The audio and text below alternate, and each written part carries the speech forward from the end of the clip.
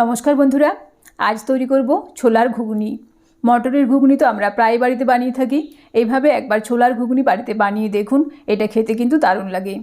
ছোলার ঘুগনি তৈরি করার জন্য আমি এখানে ছোলাগুলোকে অল্প নুন দিয়ে সেদ্ধ করে নিয়েছি। এই দেখুন ছোলাগুলো ভালোভাবে সেদ্ধ হয়ে গেছে। তারপর গ্যাস অন করে কড়াইয়ের মধ্যে দিচ্ছি পরিমাণ মতো সরষের তেল। ফোড়নে দেব অল্প গোটা জিরে। ফোড়নটা ভাজা ভাজা হয়ে যাওয়ার পর এর মধ্যে দিচ্ছি দুটো মিডিয়াম সাইজের পেঁয়াজ কুচি। প্রথমে পেঁয়াজ কুচিটাকে ভালোভাবে ভেজে নেব। তারপর এর মধ্যে দেব হাফ চামচ পরিমাণে আদা রসুন বাটা। তারপর এটাকেও কিছুক্ষণ নাড়াচাড়া করে নেব যাতে আদা রসুনের কাঁচা গন্ধটা চলে যায়। পেঁয়াজ আদা রসুন ভেজে নেওয়ার পর এর মধ্যে দিচ্ছি দুটো মিডিয়াম সাইজের টমেটো কুচি আর কয়েকটা চেরা কাঁচা লঙ্কা। তারপর এগুলোকেও কিছুক্ষণ নাড়াচাড়া করে নেব।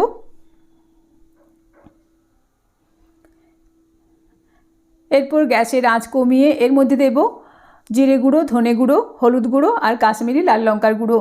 অল্প একটু জল দিয়ে সমস্ত মশলা ভালোভাবে কষিয়ে নেব।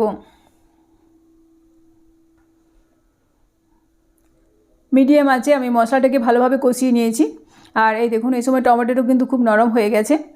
এরপর আমি সেদ্ধ করে রাখা ছোলাটাকে ঢেলে দিলাম। তারপর মশলার সঙ্গে ভালোভাবে কষিয়ে নেব।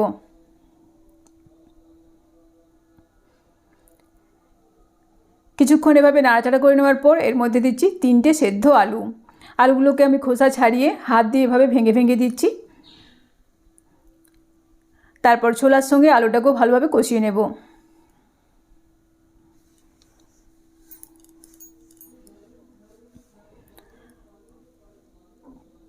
ছোলাটা মশলার সঙ্গে ভালোভাবে কষিয়ে নিয়েছি। এই সময় এর মধ্যে দেব পরিমাণ মতো লবণ। তারপর নাড়াচাড়া করে ভালোভাবে মিশিয়ে দেব। সমস্ত কিছু বেশ ভালোভাবে কষানো হয়ে গেছে। এরপর আমি এর মধ্যে দেব পরিমাণ মতো জল।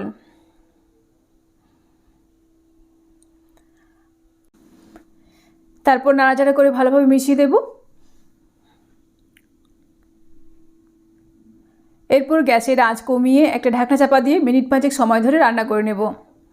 5 মিনিট পর ঢাকা খুলে নিচ্ছি। আবার একবার নাড়াচাড়া করে এর মধ্যে দেব কিছুটা ধনেপাতা কুচি। তারপর নাড়াচাড়া করে ভালোভাবে মিশিয়ে দেব। এই দেখুন ছোলার ঘুগনি আমার তৈরি হয়ে গেছে।